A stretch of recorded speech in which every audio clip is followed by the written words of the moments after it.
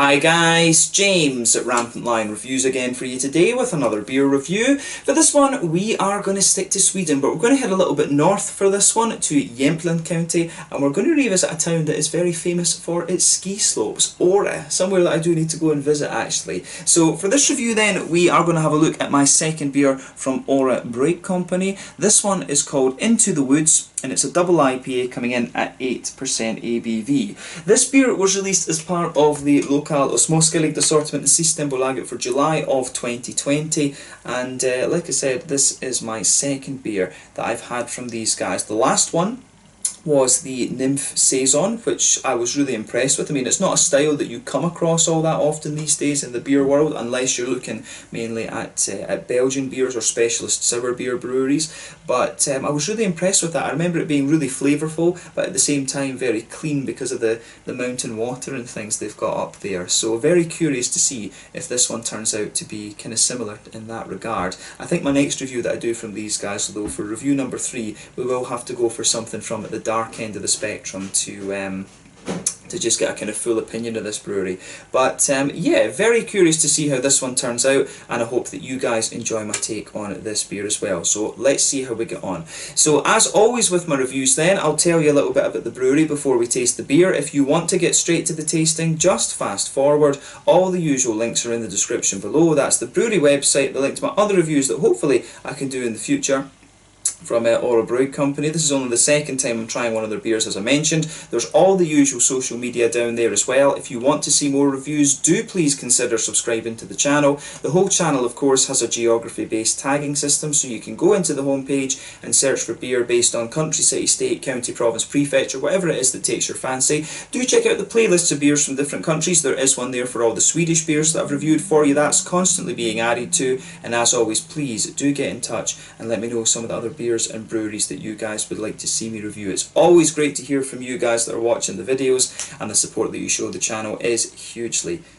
appreciated. So anyway, to tell you a little bit about Åre Bryggcompagni then, on to my brewery notes. So as I've mentioned to you already, Åre Bryggcompagni are based in Åre in Jämtland county, about halfway between Östersund to the east in Sweden and then Trondheim in Norway to the west, and it's a town that's very famous for its ski slopes, of course. The brewery was founded back in 2012 by Anders Abrahamsson and Daniel Flink. These two had originally moved to Åre from Stockholm, having been avid snowboarders and just, you know, wanting to have access to things year round. So they were also home brewers though, and this hobby soon grew, and eventually they ended up setting up their own brewery in the Husa Gamla Skola, the Husa Old School if you like. So they began renovating the building, they secured the permits, and then in the autumn of 2012 they managed to get the brewing up and running. So the first beers were then launched later the next year in July 2013, and they were working using a very small brewery of about 500 litres. A bit later on they moved to a larger brewery in Ängarna in Åre, and this was opened during the summer of 2017, and they can brew 2,000 litre batches at a time there. They kept their old brewery to do pilot batches with, and over the last couple of years they have kind of built up their client base and things like that. Last year in 2019 they brewed just over 50,000 litres of beer, so they are still a very small operation, and they also introduced some sour beers. In the article that I read, it said that they were inspired to do this after attending Brewskival and talking to the guys from Second Shift over in the States. You have seen me review 1 or 2 beers from those guys as well actually. But as of July 2020 these guys have produced over 25 different varieties of beer, and there are a good few different styles in there. Like I said, they've just started doing some sour beers, there's IPAs and stuff, there's pale ales, I'm sure there's a couple of stouts and porters and things like that in there as well. But yeah, that's all I can really tell you about Åre Bryggcompagni for the moment. Like I said, I do enjoy introducing these very small Swedish breweries to you here on the channel, and this was one that I was impressed with. So basically when I was looking through the list I saw that this one was coming from Åre, it was a double IPA. I thought, well, not tried something like that from these guys, so why not give it a go.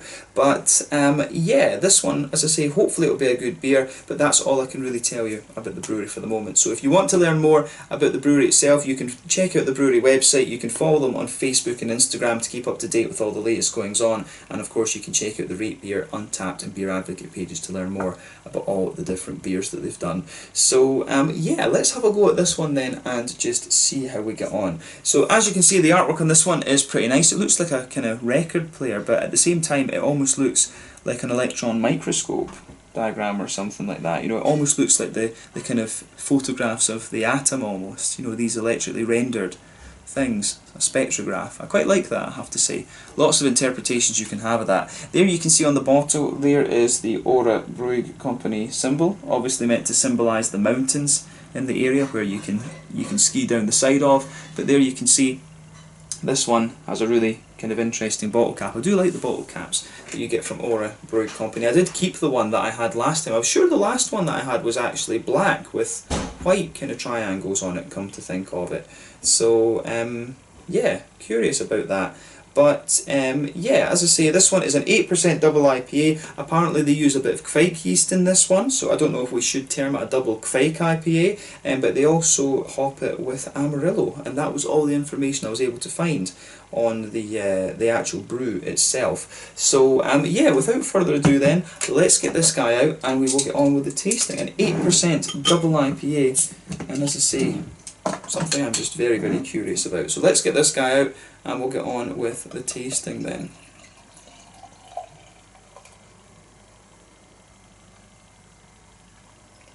So yeah, let's get the last of it in. And there we go. This one, it looks like it's going to be a nice almost more West Coasty type IPA, to be honest with you, so we'll need to see about that. So yeah, as you can see with this beer then, this one has poured a lovely, I would say kind of mid-range amber colour. You can see there's a solid finger of a very frothy head on this one. I would say the head is kind of cream coloured. It's definitely not a perfect white head. Definitely a nice kind of creamy colour to it. One or two big bubbles sticking towards the side of the glass there. A few little ones going up towards the bottom of the head. The beer does have a very small degree of haze to it. But I would say that overall it is pretty damn transparent actually, but in terms of its appearance it actually looks kind of as you would expect from a West Coast IPA, if you like. So yeah, a little bit surprised at that. If they've used a Kveik yeast, you would normally expect it to be a good little bit hazier and things like that. So yeah, this one I think is going to be a very, very quirky and quite curious beer if it does have Kveik yeast in it. When you opened it up, incidentally, you could smell the lovely big orangey notes from the Amarillo out of it, but we'll take a closer look at that aroma now and just see how we get on. So yeah, nothing overly surprising about this beer other than the fact that it is not hazy. Colour's right, colour of head and things is right, and I would say now that that head is kind of faded down a little bit, it does lean a little bit more towards a kind of you know, a sort of white colour rather than a kind of creamy colour. But yeah, let's have a little look at the aroma of this one then and just see how we get on. Ooh, this smells very, very nice. Yeah, I like how this goes together. First impression of this is that it's got a very, it's not the most kind of pungent of aromas, this one, I have to say. It's got a really nice, you know, it's got a very, very nice kind of sort of bready base to it, but it doesn't, you know, if I was blind smelling this, I'm not sure that I would pick out automatically that it was a Kveik yeast, to be quite honest with you. Kveik yeasts, of course, are from Voss in Norway, the old Norwegian farmhouse ale yeasts. And they've really got a very distinctive kind of fruitiness to them, but at the same time they've got that typical sort of woody, herbally, vegetally, doughy, farmhousey type thing. But yeah, to me this one, you can smell like it does have a sort of bready base to it. You can smell there's a sort of white bready base in there. There is a good little bit of a brown sugary quality to this one. It's definitely got a bit of a kind of caramelly sweetness and a bit of a McVitie's digestive biscuity sort of thing. And I mean, going by the colour of the beer, I would say they probably have used a little bit of caramel or even, you know, even carapils or something like that. You're not going to get a colour like this. You're not going to get a colour like that out of it unless you boil it for a bit longer or you use these kind of these two kinds of malts. You know, you're not going to get such an amber quality out of it unless you do that. Either of those things. Yeah.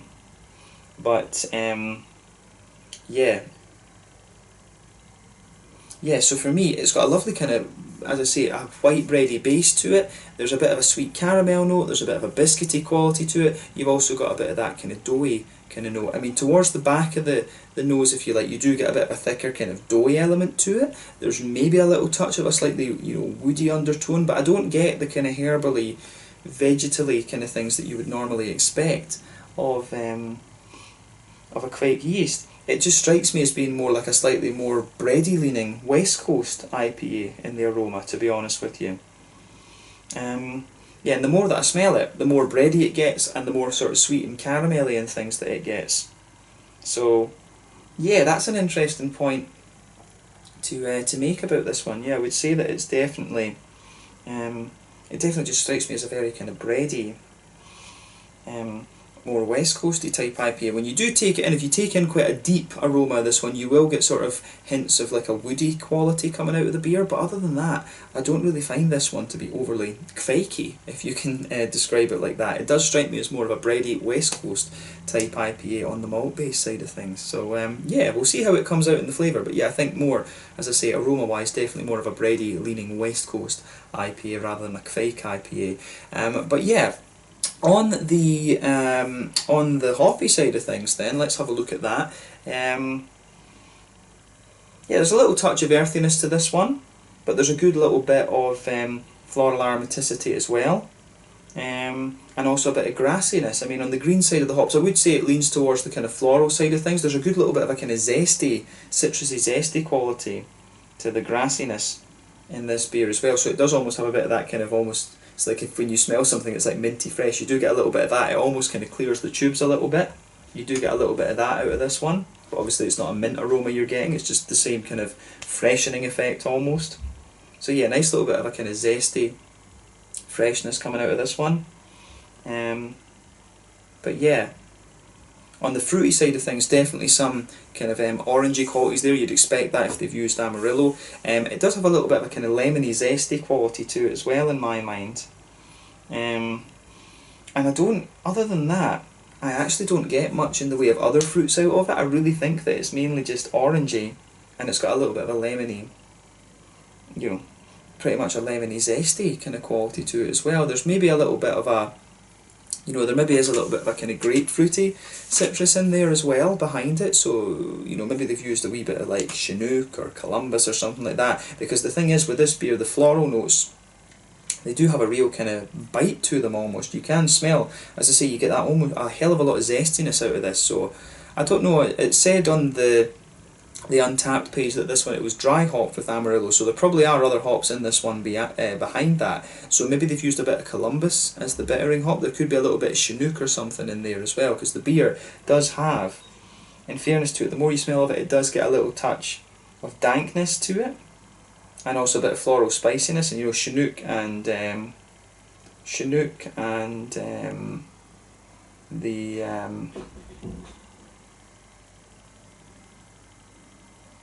you know, I would say Chinook, yeah, Chinook and Columbus would be the most likely candidates for that, but I don't know, as I say, I can sit and play guess the hops all day, but I do know there's Amarillo in this one, and you're getting those lovely big distinctive oily orangey characters out of it. There is a bit of lemony zest in there, so my guess would be there's perhaps a bit of Centennial, because that lemony zest is quite strong.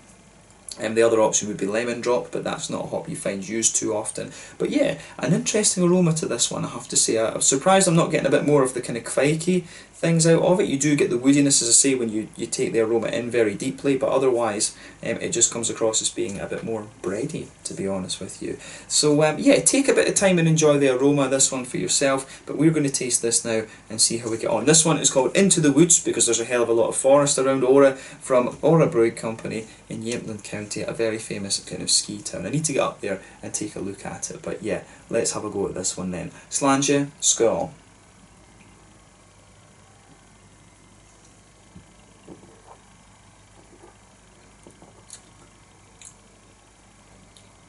Yeah, it's another, again, it has the same sort of mouthfeel to it that I remember from the Saison. It's got that really kind of clean, you can tell how good the quality of the water is here. I mean, that's something that I find I'm quite sensitive to, because, you know, obviously in Scotland the water for the whisky is hugely important. We've got very, very pure water in Scotland. You know, when I tried, the first time I really came across it was when I was trying Icelandic beers for the first time. So, you know, like a good quality water in a beer is something that really strikes me, and I mean, these guys are, you know, in a prime location for that, I have to say.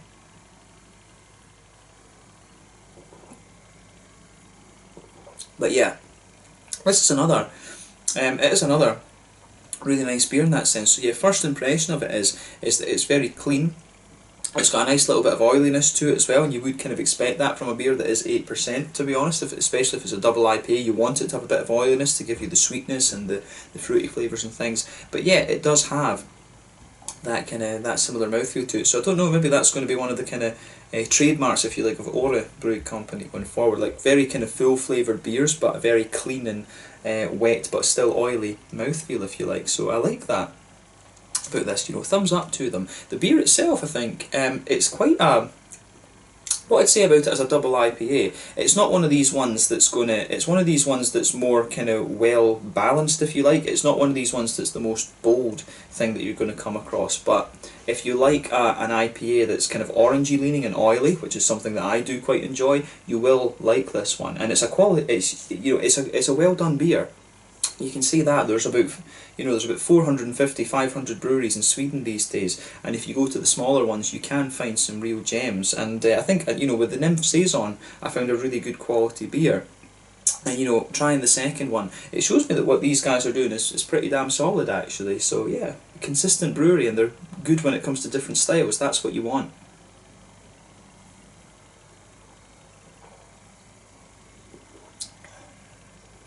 But yeah, I like this one. I do like this.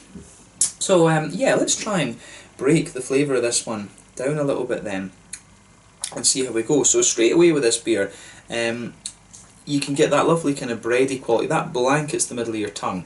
If you go towards the back of the palate, you can feel it does have a slightly thicker kind of doughy element to it. You can detect there are a few sort of woody, there are a few kind of woody undertones to the beer that, they start to come out a little bit more the further you go into the aftertaste. There is a wee touch, I don't really get the kind of herbally, vegetally sort of things that you can sometimes get from these kind of farmhouse yeast. It does have a little bit of a kind of grainy, spicy quality to it, in fairness, and I do like how that comes out. So yeah, you do get a few of the farmhousey elements out of this from the Kvike yeast. A sort of, as I say, a sort of doughy, bready kind of quality coming out of it, and also a little bit of a spice. It's almost like a kind of peppery spice, but yeah, on the back third of the palate, you've definitely got a bit of a more kind of spicy, grainy kind of thing, which is quite nice. But yeah, in the middle of the palate, it's definitely a bit, in the middle third of your palate, it's definitely a bit smoother. You get that kind of white bready base, like I said, and you don't get such a lot of the doughiness. That comes out, as I say, in the back third of your palate. But yeah, lovely kind of smooth, bready quality to this one. And then in the middle of your palate, you've almost got like a little island, if you like. You've almost just got this little island, and that's where the kind of brown sugary elements come out of the beer.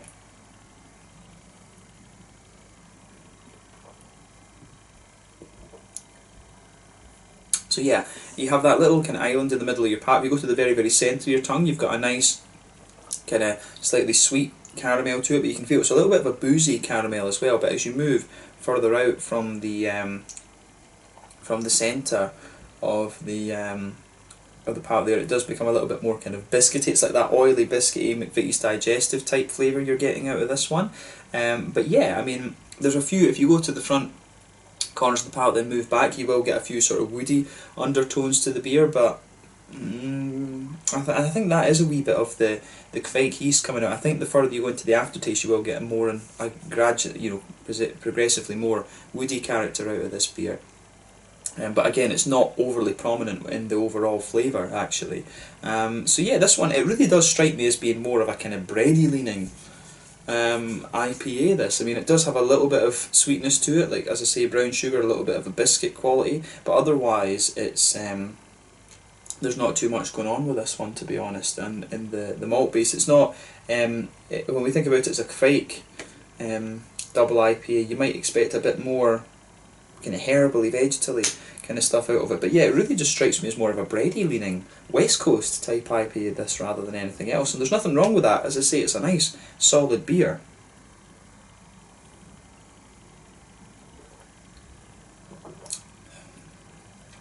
So yeah, I like this. The malty kind of yeasty side of it is quite nice. Back corners of the palate, you've got a nice little bit of earthiness there. As you come further forward on the sides of the tongue, you get a little bit more of kind of floral aromaticity out of the beer. It's not overly kind of spicy, but there is a wee bit of that there. I do wonder, could there be a little bit of Columbus in this? But yeah, then as you go around the kind of front curve of your palate, it's got a little bit of a lighter kind of grassiness, and then on the front third of your tongue, that's where you get that nice oily bubble where the juicy fruity esters push their way out of the beer.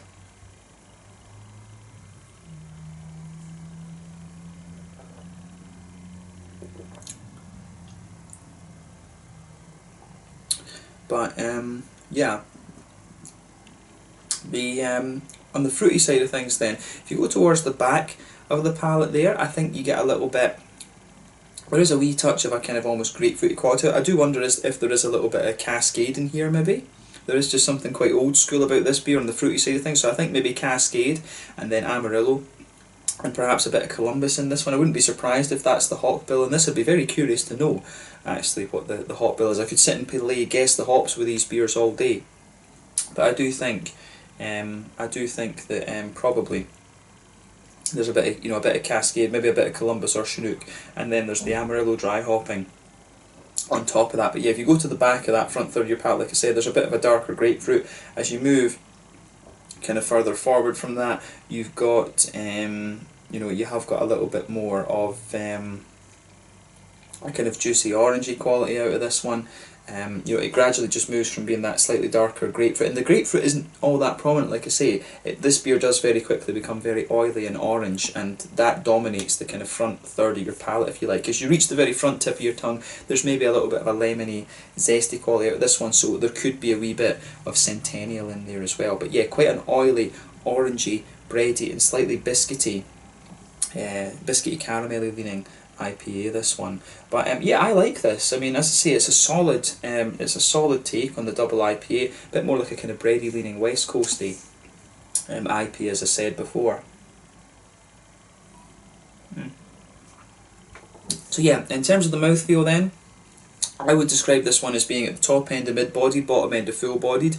Carbonation is very, very smooth in this one, I would say that about it. Big oily mouthfeel and smooth at the same time. You've got a nice degree of hoppy bitterness coming out of this one. I'd say that this one is, I think this one's been tuned a little bit, if you like, to get more kind of modern IPA drinkers into it, because the bitterness of the IPAs when I first got into them was about 80 IBUs, and that's gradually dropped and dropped and dropped down to sort of the 30, kind of 40 IBU mark, and it's with the New England IPAs. But I think this one is maybe 50 or 60 IBUs, somewhere in that kind of region. It does have a little bit more bitterness and dankness to it, the floral aromaticity and things. But yeah, so maybe about 50 IBUs. Malt base, like I said, lovely and smooth, little touch of sweetness to it. You can get a little bit of the booziness out of the oily side of the character, but then you've got some really nice oily orangey fruits coming out of this one too.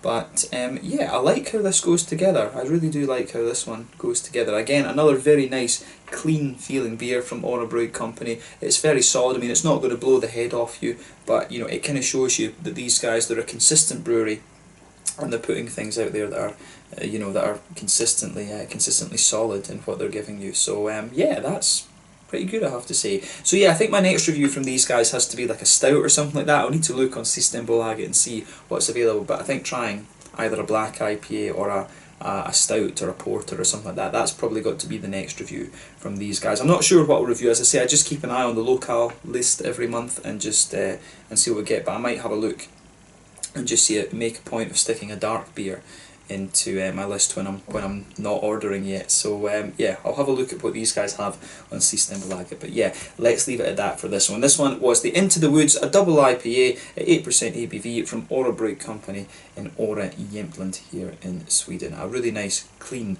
but quite flavourful IPA for me. If you like a kind of bready leaning IPA and also a nice bit of orangey character, this is one that's going to tick the boxes for you. So yeah, let's leave it at that. Cool to see that these guys are doing some other very solid beers as well.